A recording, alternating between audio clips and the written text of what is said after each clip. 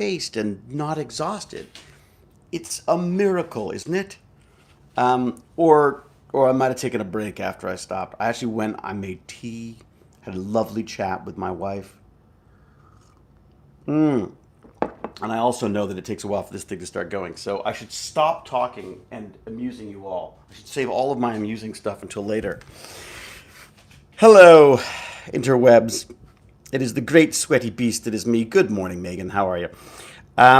Yeah, so I did the workout today. I managed to, it's kind of embarrassing. I actually managed to pull my, is it a hamstring? What is it? What's at the back of your leg? What is that?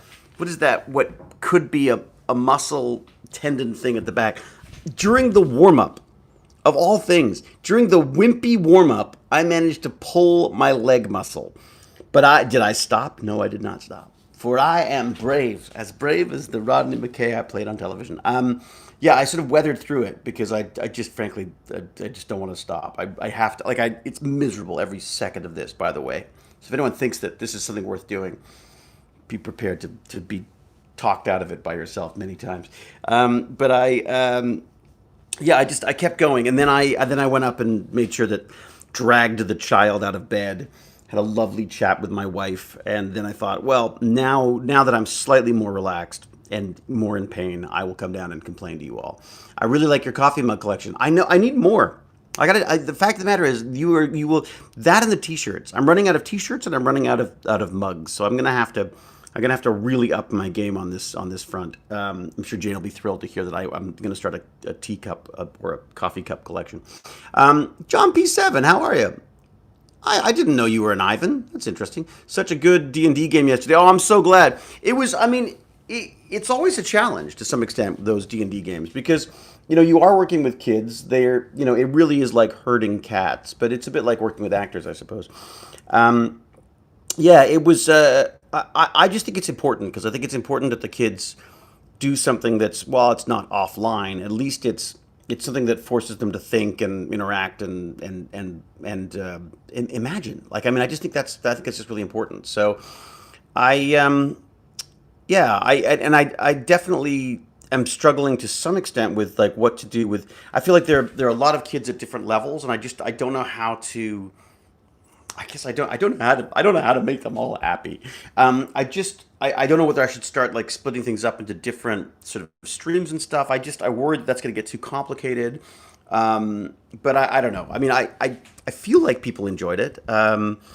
So I mean, the kids seem to, and I feel like I sort of got a rhythm on that in that I can mute myself in the Discord so that they don't have to hear me, and I can then that can sort of chat with the stream as well. So it doesn't feel quite so. I worry a little bit that sometimes there's so much sort of preamble and so much thinking and squabbling about stuff that it might not be very interesting for people to watch on the stream. So I want to make sure that I sort of keep things going. I mean, I move into host mode very quickly, but I've got to say, James R. Gurney, what a man! I mean, geez, I just the work he puts into this stuff, the patience. The guy's a saint. I don't know what to do for him because yeah, I got to figure something out because I'm so appreciative of what he's done there.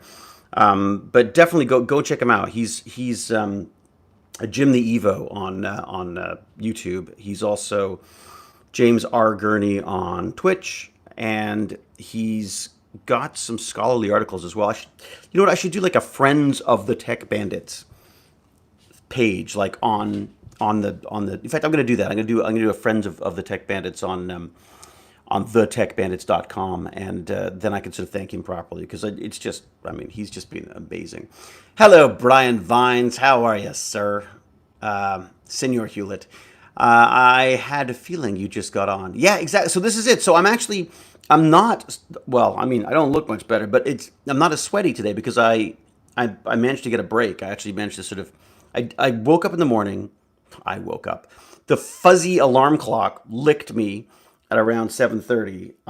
And then started singing. So I got up and went downstairs and fed her and put the kettle on and threw her outside. She won't even go outside unless I toss biscuits. We have this thing called the Great Bicky Hunt, as I call it, and I toss biscuits out into the backyard, and that's what gets her out there. And then she goes, "Hey, while I'm out here, why don't I pee and stuff?" So that's working pretty well. I did not throw Jane outside. No, it was huzzah. Thank you very much. Pfeifen, very funny, very good, very quick this morning, very quick.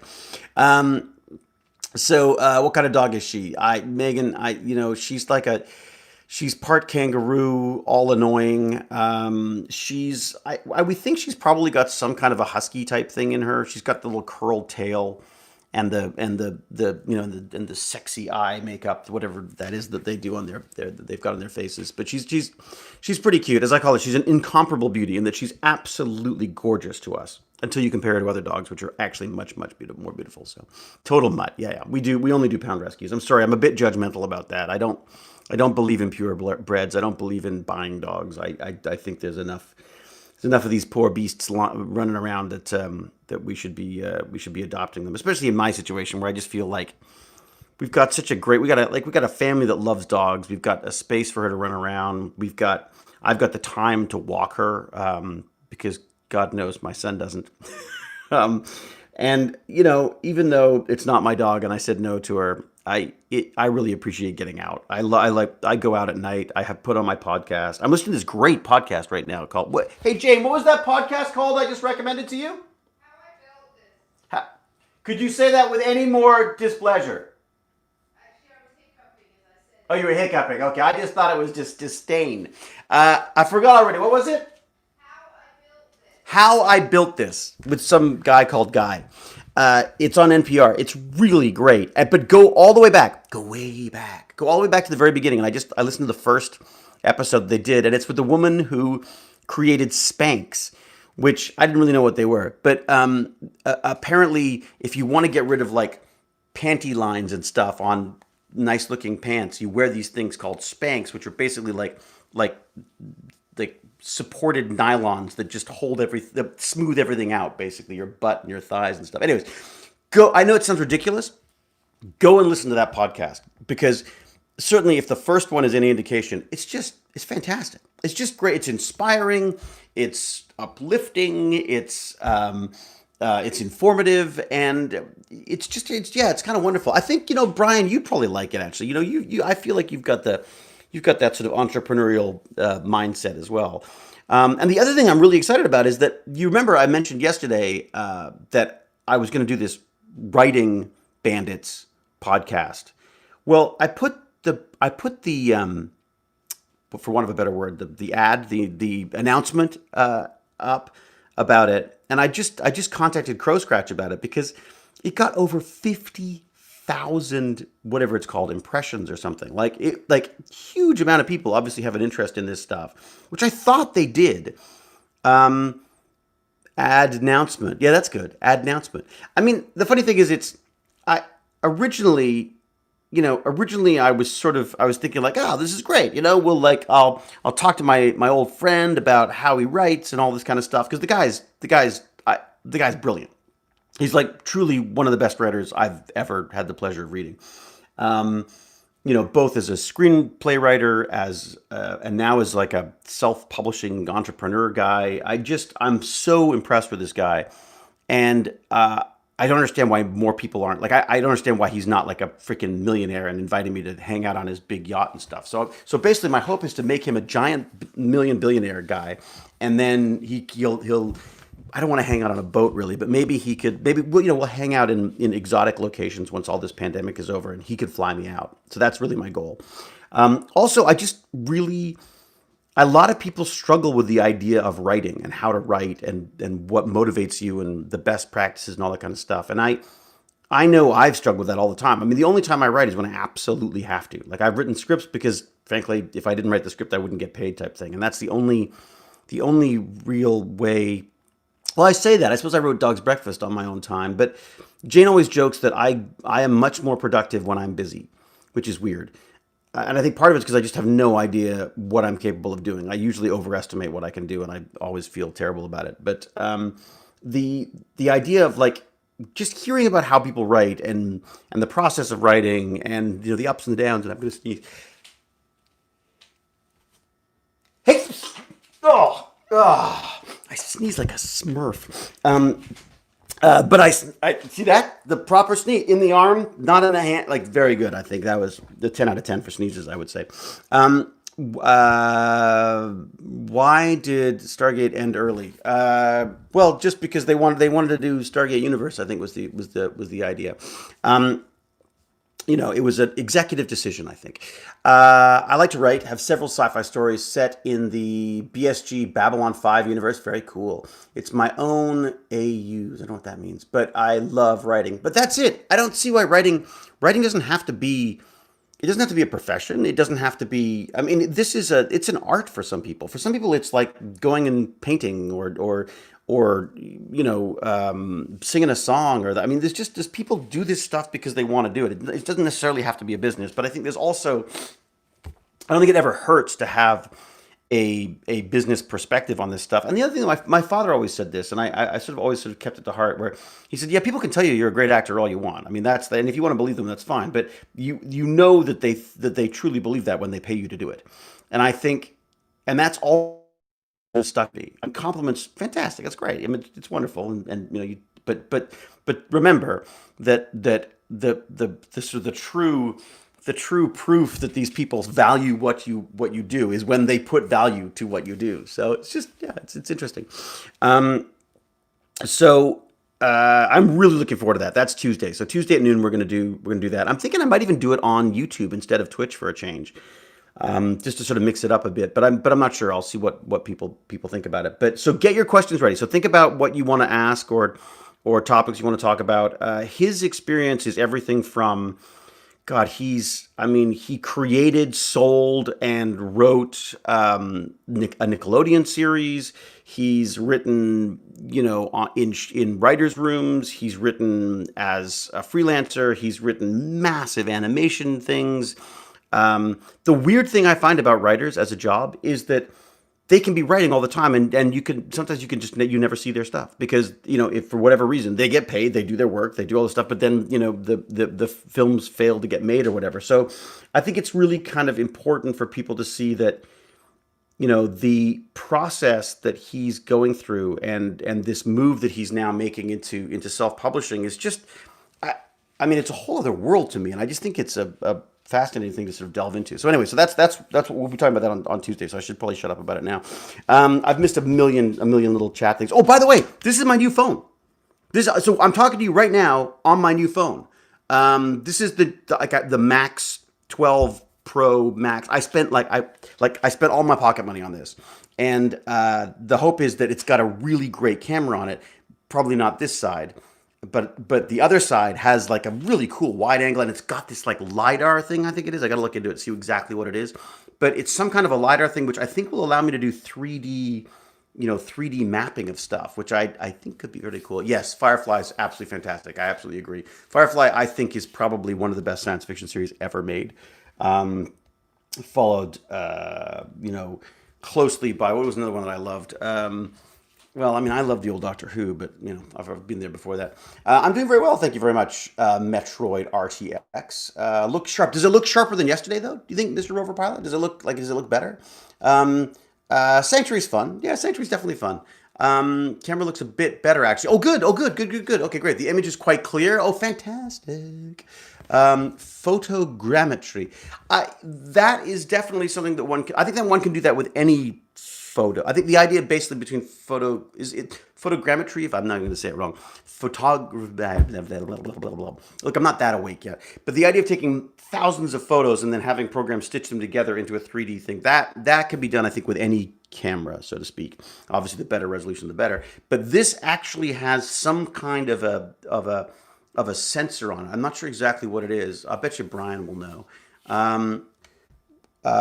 So yes, it was good. First few seasons. After that, still okay, but not great. Okay, all right, it's good. High bit rate. Have you seen the newer series Raised by Wolves? I started to, Nicholas. I had much great hope for that because it was just a beautiful series. I was joking with my friends that we've got to a point where a flying robot woman that looks like something out of Metropolis is somehow completely believable now. The effects are just so good that you just go, oh yeah, there's a flying robot that blows things up.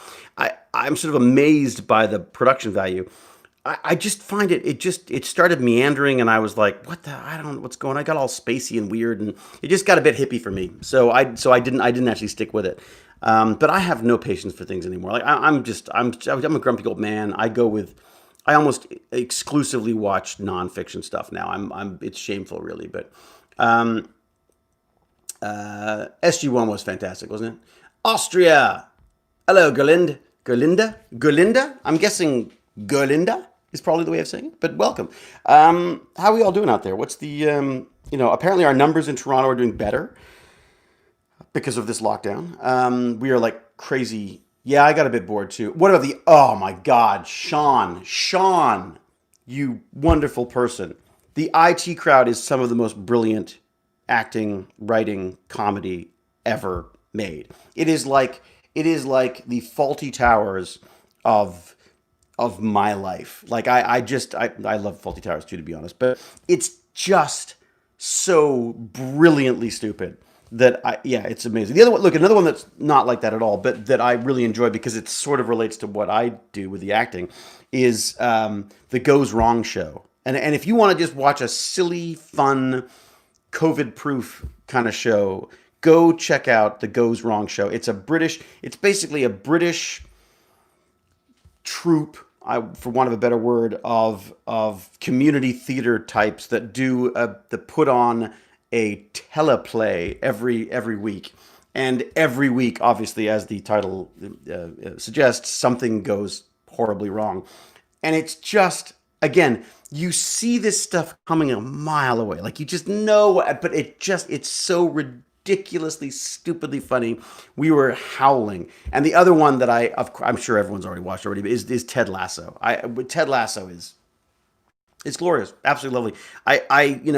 I've got only one of my many friends, only one of my two friends or whatever it is, doesn't like it, and I think it's just because he has no soul. So it's lovely, lovely, lovely. Don't expect any, again, no big intellectual stuff or anything, but it's just a really fun, fluffy, popcorny kind of cotton candy kind of a ride, and the performances again are just fantastic. So, I gotta watch Battlefield Earth again because it was a long time ago. There's an American IT crowd. No, it's the British one. The British one. When in doubt, go to the British one on everything. Sorry, I'm British. I was born in England. My sense of humor is entirely British related. So, Mr. Hewlett, what? I missed that. What?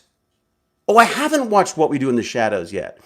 I have not watched that yet. I've heard amazing things about it, and my friend Bob Monroe does all the effects on it, so I must go and watch it, and he loves it as well. Yes, David, you should build the internet. I totally should. I totally should. British TV is the best. It's true. I mean, honestly, British comedy can be some of the worst things I've ever seen, and then it transcends itself into brilliance. Things like Father Ted, and obviously I've said it before.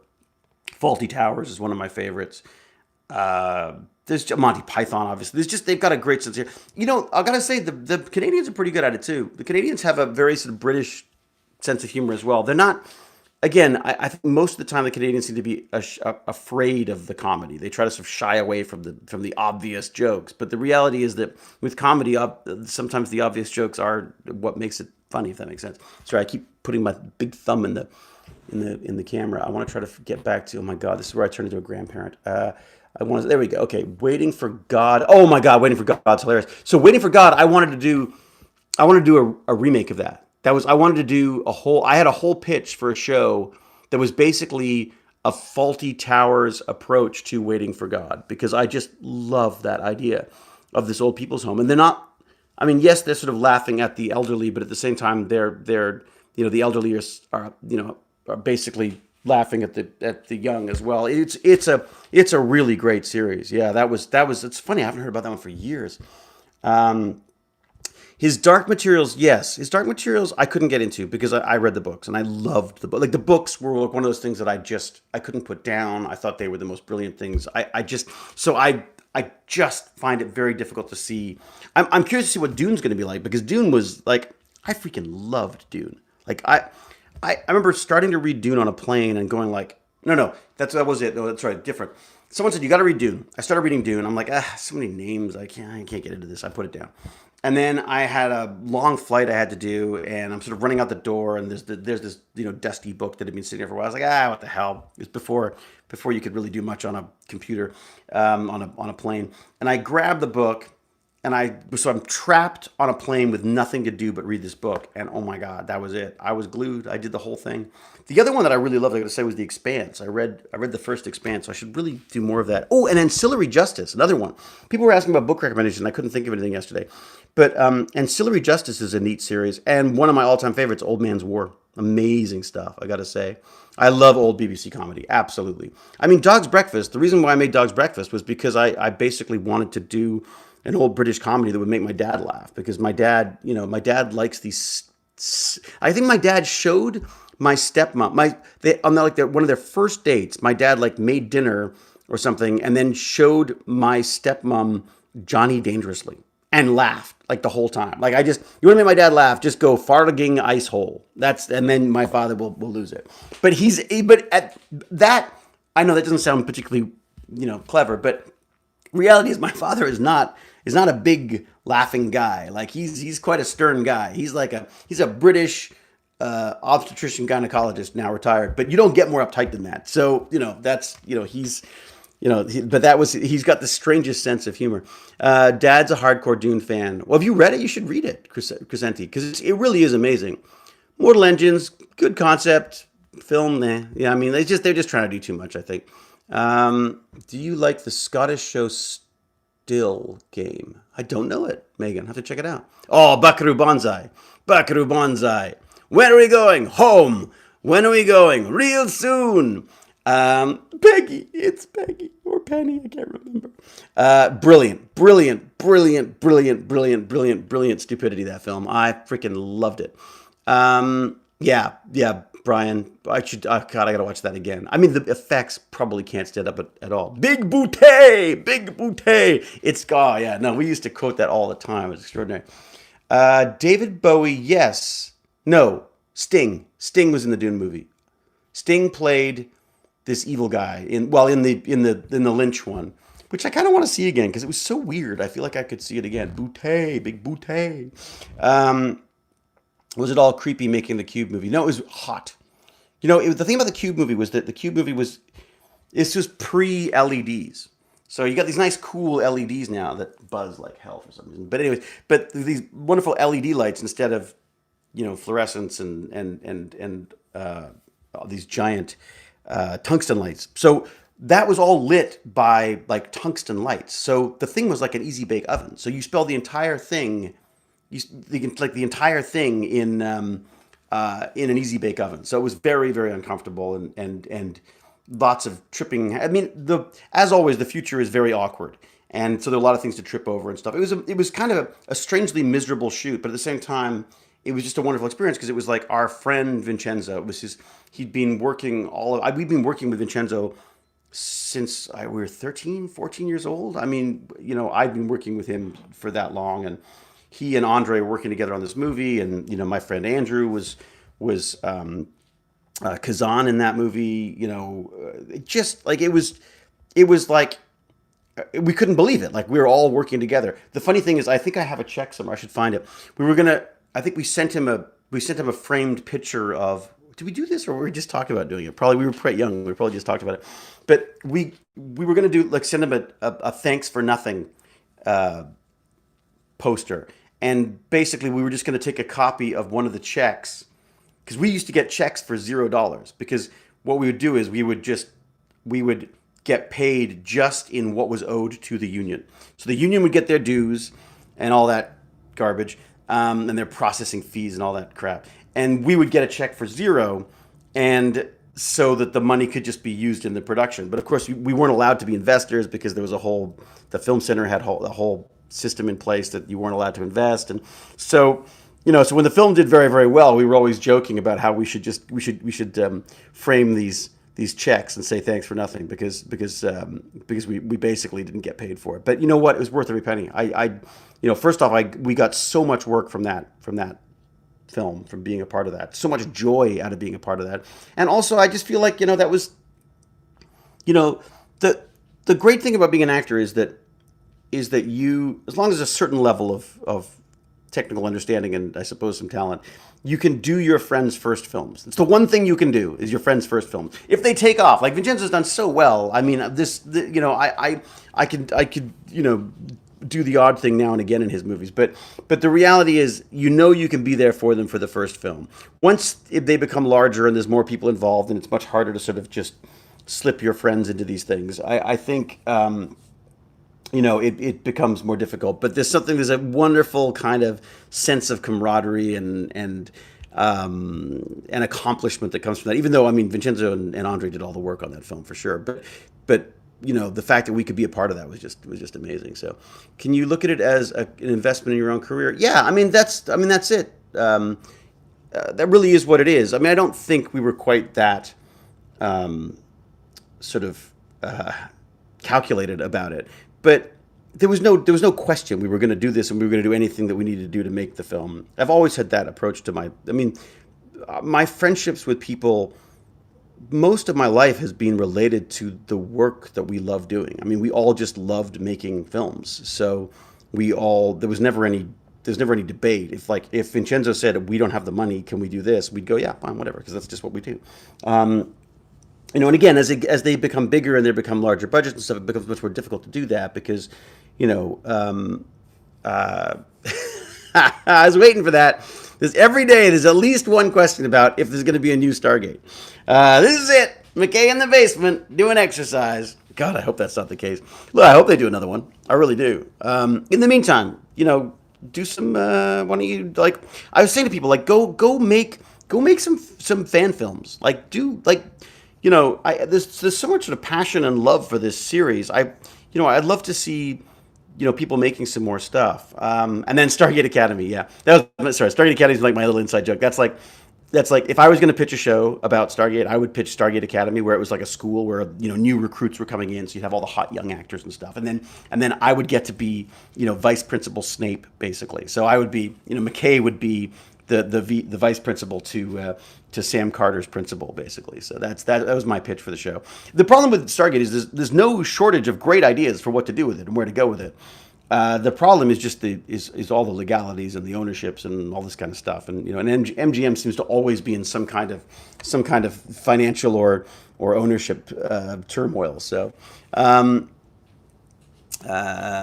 it would be nice. It would be nice to finish Atlantis. I mean, we were supposed to do we were supposed to do a damn movie, right? So I didn't even say goodbye to people. We left set saying see you in 6 months for the movie type thing. And of course, they never made the movie. So there you go.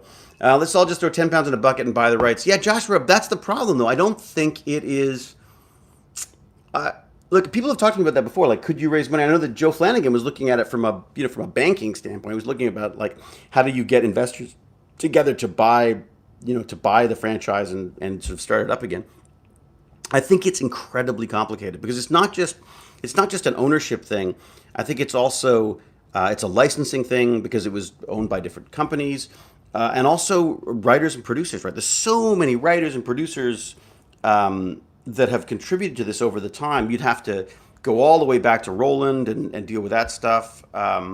And then you've got Brad signed things and Coop signed things, and everyone's got different things going on. So I think trying to sort of pull together all of those strings to create a parachute that can hold this thing would be pretty difficult. So. All right, they found a home on Netflix. Well, I mean, look, this is the other thing. Is maybe the streaming stuff will do really well, and they'll go hey, we should get some more Stargate in here. And then they go, hey, we should do Stargate McKay. All right, so I'm nattering on for half an hour. I should go. Everybody, thank you very much. Good. So Brad's talking to MGM. That's good. I mean, well, look what Disney's doing. It's milking Star Wars. Yeah, I mean, this is the crazy thing. I know it's not on Canadian Netflix. This is the crazy thing about it, isn't it? I mean, it's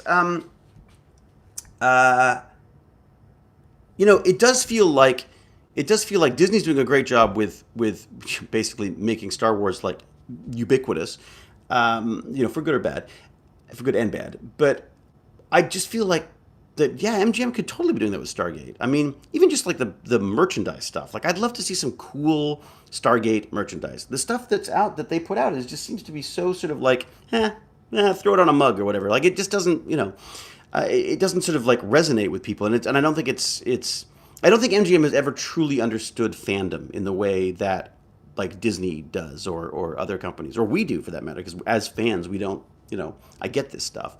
Um, and I don't know how to fix it, of course, because naturally as a nerd I want to fix it all.